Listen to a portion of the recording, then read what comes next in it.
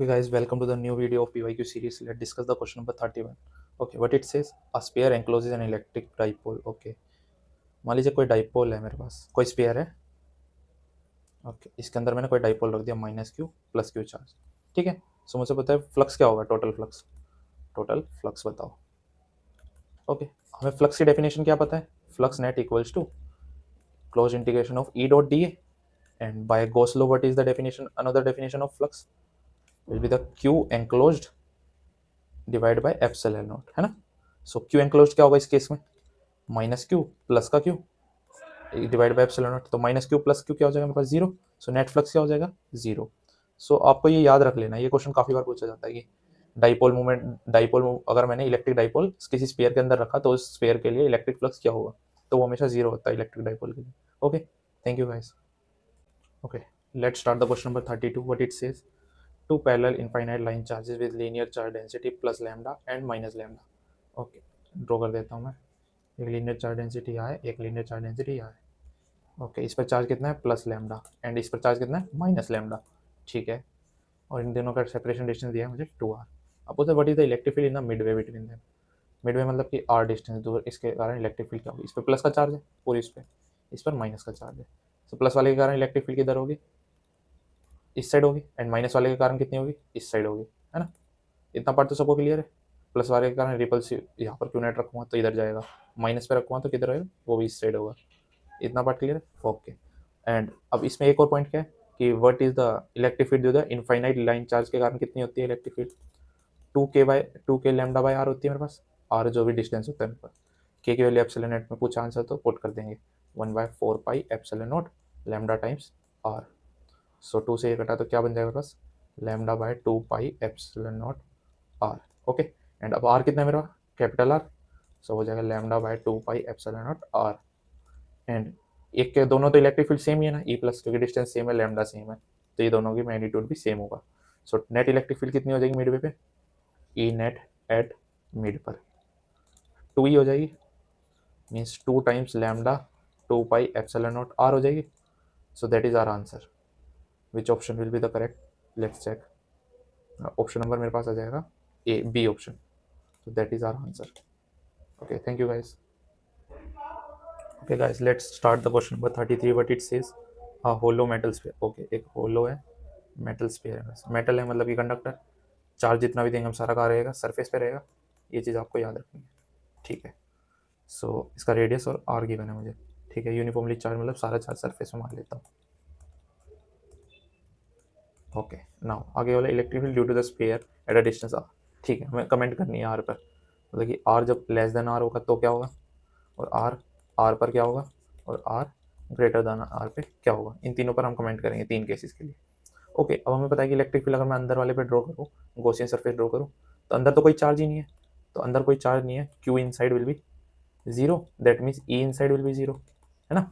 ये आता है ना मेरे पास, E dot D S equals to क्या होता है मेरे पास, Q enclosed divide by epsilon naught. Epsilon naught होता है with Gauss law. So Q enclose zero है तो मतलब ये इलेक्ट्रिक फील्ड मेरे पास जीरो हो जाएगी. ठीक है, इस डेफिनेशन से आ जाएगा.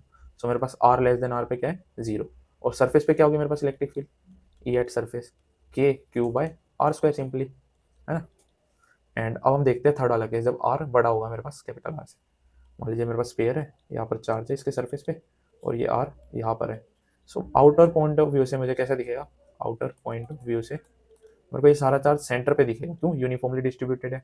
सेकंड चीज, सारा चार्ज सरफेस पे है, तो बाहर से देखने पे मेरे ये सेंटर पे दिखेगा सारा चार्ज. तो इस पॉइंट के लिए सिंपली पॉइंट चार्ज वाली डेफिनेशन लगा दूँ मैं, तो K Q by R square आ जाएगा मेरे पास electric field at outer point पे, ई के क्यू बाय आर स्क्वायर. तो जैसे जैसे आर बढ़ेगा मेरे पास क्या होगा, इलेक्ट्रिक फील्ड डिक्रीज होगी. ठीक है, और यहाँ पर तो इनसाइड जीरो है, तो देखते हैं ऑप्शन नंबर कौन सा होगा, zero as R increases for R less than. हाँ, जीरो होगी इनसाइड में, ये बात बोल रहा है. और इंक्रीज डिक्रीजेज, सॉरी ये लिखा है, हाँ decreases as R increases. So option number A हमारा आंसर हो जाएगा. बी में क्या बोला, जीरो इंक्रीज होगी यहाँ से. ठीक है, इंक्रीजेज बोल रहा है इसमें इलेक्ट्रिक फील्ड पर, क्या होगा जैसे जैसे आर बढ़ेगा तो मेरे पास इलेक्ट्रिक फील्ड डिक्रीज होगी.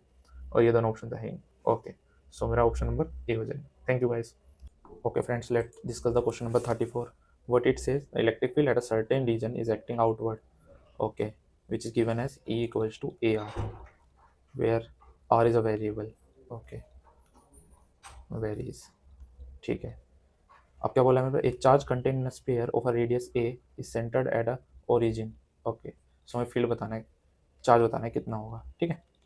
सिंपली चार्ज सेंटर पे कितना होगा, मान लीजिए मेरे पास कोई स्फीयर है, इसके सेंटर पर क्यू चार्ज है, जिसके कारण फील्ड क्या निकल रही है, रेडियली आउटवर्ड निकल रही है। ओके, और इसके सरफेस पे चार्ज कितनी, चार्ज डेंसिटी क्या हो जाएगी मेरे पास, इस क्यू कारण, चार्ज के कारण इलेक्ट्रिक फील्ड कितनी हो जाएगी, के क्यू बाय आर स्क्वायर, और रेडियस कितना की मैंने इसका ए, तो सिंपली ए स्क्वायर लिख देता हूँ मैं। सो ये हो जाएगी मेरे पास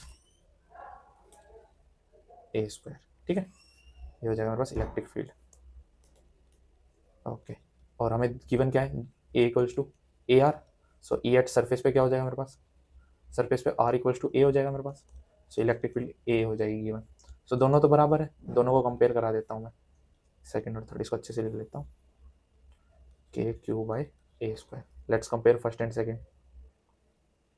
फर्स्ट एंड सेकंड को कंपेयर करेंगे तो क्या आ जाएगा मेरे पास, K Q by A square equals to A simply. So Q क्या आ जाएगा मेरे पास यहाँ से, Q equals to A Q divide by K, and K की वैल्यू एप्सिलॉन नॉट में खोल देते हैं क्योंकि आंसर हमारा एप्सिलॉन ने दिया है। सो ए क्यू, और ये हो जाएगा 1/4 pi epsilon naught. So Q क्या बन गया मेरे पास, 4 pi epsilon naught A Q, that is our answer. Let's check in the options. A cube आना चाहिए है ना, ये स्क्वायर है, इसमें 4 पाई नहीं है, इसमें 4 पाई एप्सिलॉन नॉट स्क्वायर है, इसमें Q. So option number C will be the answer. Thank you guys. Hello friends, let's discuss the question number 35. What it says, what is the flux through the cube of side A at a point charge? ठीक है, Q is placed at a corner. मान लीजिए कोई cube है मेरे पास, इसके corner पर मैंने Q चार्ज प्लेस कर दिया। सो अब इसके कारण मेरे पास इस क्यूब से फ्लक्स कितना होगा वो पूछ रहा है, ठीक है। क्वेश्चन क्लियर हुआ? ओके, सो अगर मेरा यहाँ पर Q चार्ज किसी क्यूब के कॉर्नर पे प्लेस है तो उसको हम कैसे समझ सकते हैं। मान लीजिए मेरे पास क्यूब है कोई, ओके, इसके कॉर्नर पे मेरे पास Q चार्ज प्लेस है, ओके।